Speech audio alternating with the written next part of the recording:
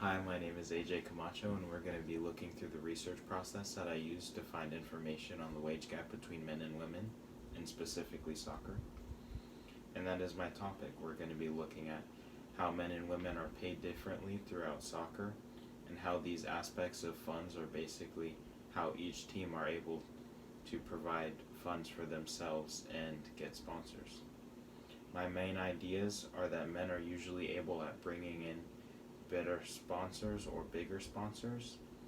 They have a larger media presence and they've also been around longer, which also in hand gives them more views.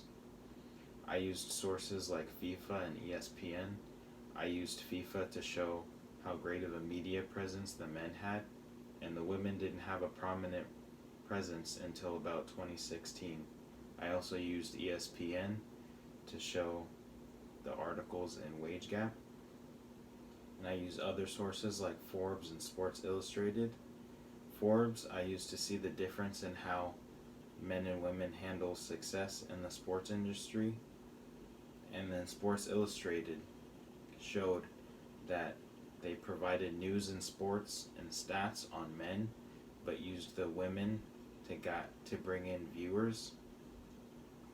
And what I found interesting in my research was that about a year ago, the women sued to get equal pay, and in finding this in the case, they found that they got paid more than the men.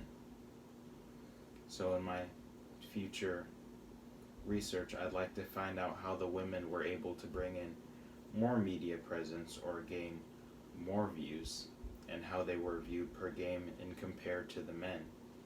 And what are the factors that make someone choose either watching female sports or male sports?